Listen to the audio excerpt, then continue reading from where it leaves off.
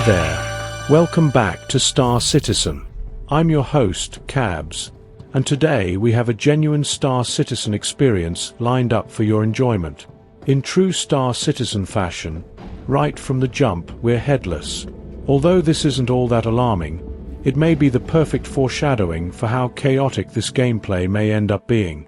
We ended our last video flying the RSI constellation Phoenix, and because continuity matters in the persistent universe, this is where our journey begins.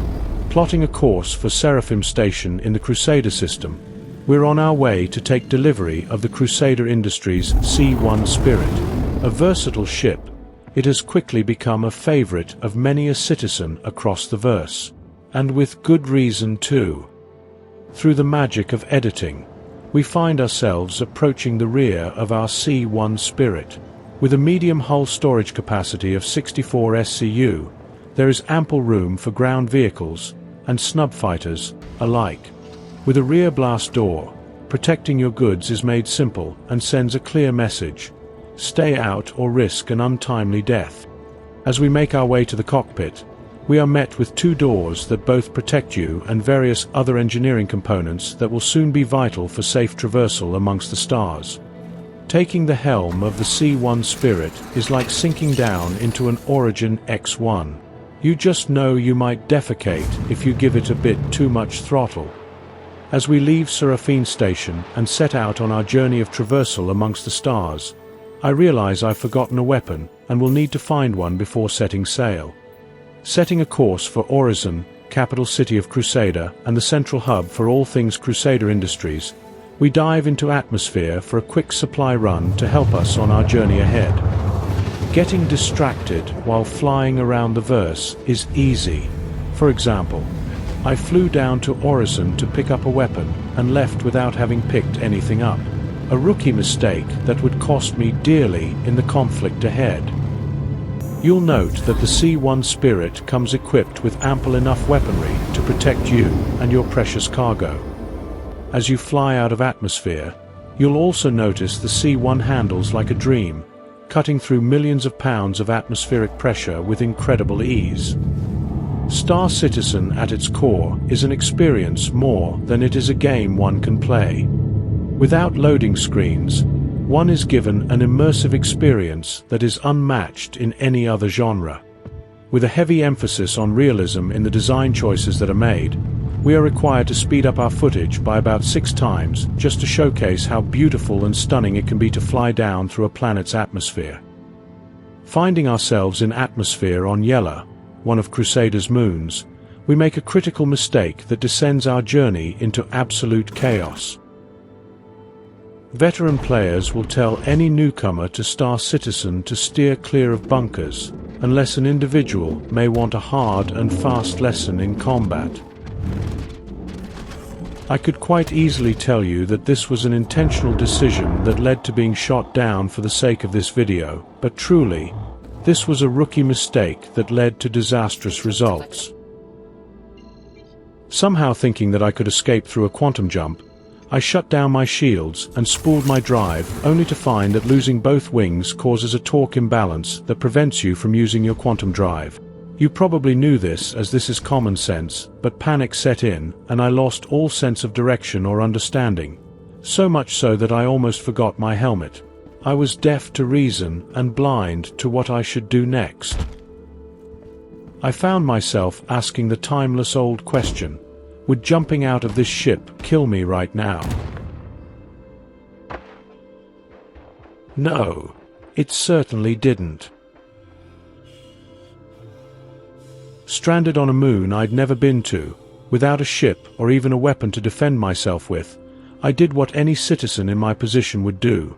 I ran straight toward the danger. Terrible weather and a tough go of it wasn't going to stop me. I was determined to get off this rock and back to civilization. Knowing my chances for survival outside the bunker were far greater than inside where all the criminals with weapons were, I did the right thing and decided I was going to go in and fight them all in hand-to-hand combat, or die trying.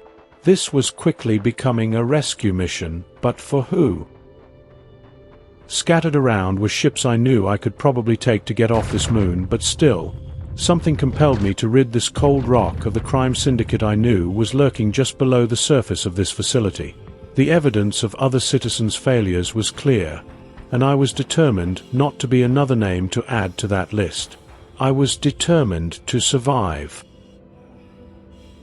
Picking out a ship I could use for a quick getaway proved useful, and I formulated a plan that I knew would work.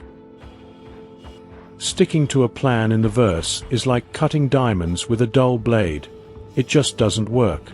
Much like real life, Star Citizen offers chaos to those who don't plan ahead. In my situation, this would be proven to be true rather quickly.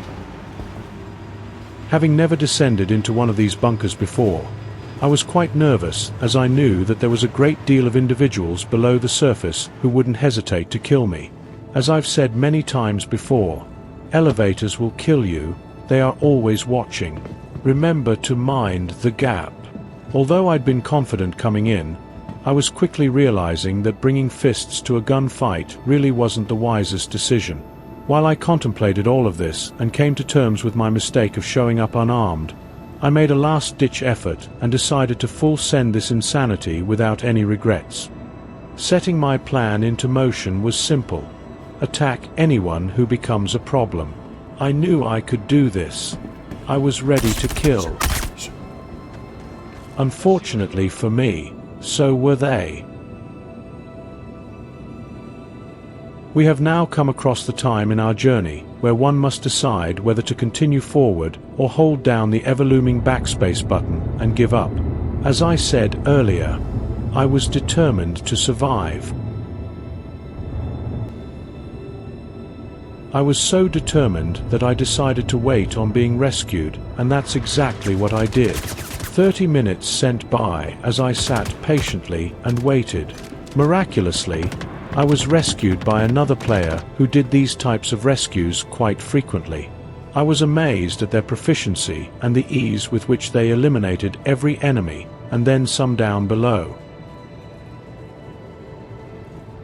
Cowering in fear, I decided it was finally time for me to do something for myself. After all, any veteran of Star Citizen will have noted ages ago that during this playthrough I shot myself in the foot by not coming prepared with weaponry, and left myself equally as vulnerable for not having rehydrated and eaten sooner as well. You'll even notice that I almost died from dehydration alone while I was incapacitated and waiting on being rescued earlier. Remember to hydrate, people. It's wildly important. We've reached another critical point in our journey.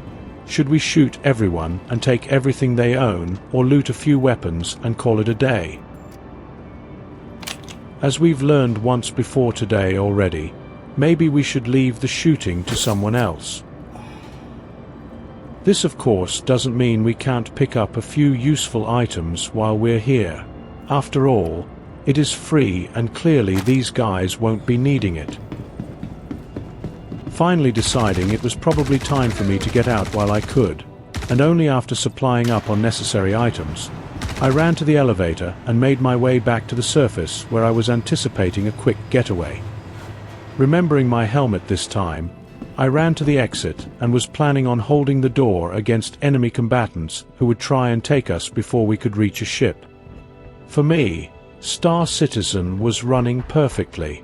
Unfortunately for the kind player who came to rescue me, he found himself clipped into walls and discovering the dark side of Star Citizen the hard way. What many new players may not understand is that this game, Star Citizen, is still in alpha. This essentially means that when accidents happen, when you lose all your inventory or money, when you get killed by an elevator, or even clip into a wall and fall through the planet, all of this is excusable by Cloud Imperium Games, as they very clearly state that this game is yet to be released officially and that we need to bear with them on a few things. I tend to understand this concept quite well and enjoy this testing phase of the game, but there are those who get frustrated with CIG frequently, and that can be quite unfortunate to watch as well. If one is able to look at these situations with humor or a boatload of patience, this game, the experiences it provides, have the potential to be quite fun indeed. Unfortunately for my new friend here, It started to become evident that getting him out of this situation would be quite difficult.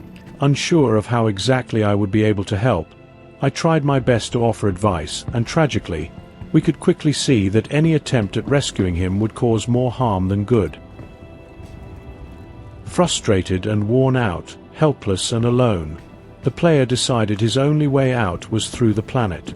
While this was an unintentional decision on that citizen's part, I felt terrible that this situation ended up the way that it did. I knew that I needed to compensate him further for his time, especially after all that effort he put in, and planned on doing just that. Finding myself outside, stranded without a ship, and in need of a warm shower, I really thought about it and decided to send him some money for his troubles. Even though I'm poor, this was the least I could do. I then ran around aimlessly until I finally found his ship, the C-8R, a great ship to hop stations with. I knew this could be exactly what I needed to get off the moon. Thankfully, the player was kind enough to offer me his ship, and even though I 1000% would have taken it anyway, I was grateful for the assistance in getting off-world. Checking my surroundings and closing up the rear door, I was ready to finally get off-world and back to the safety of Crusader. In these types of situations, I tend to spool up a quantum drive in whatever I'm flying at the moment, before takeoff. This ensures a quick getaway, especially if you push the throttle to max, and burn a lot of hydrogen on the way out of atmosphere. Remembering this small detail can be vital when trying to escape any landing area quickly. While this journey of ours may not have ended the way it began, I will say that this was a genuine Star Citizen experience I won't be forgetting anytime soon. Even after all the chaos, I would recommend the C1 Spirit to anyone, new or even veteran players alike. It was a real joy to experience the chaos that ensued out amongst the stars, and I hope that it was entertaining enough for you to want to see more. As always, if you enjoyed what you watched here today, don't forget to like and subscribe for more content just like this.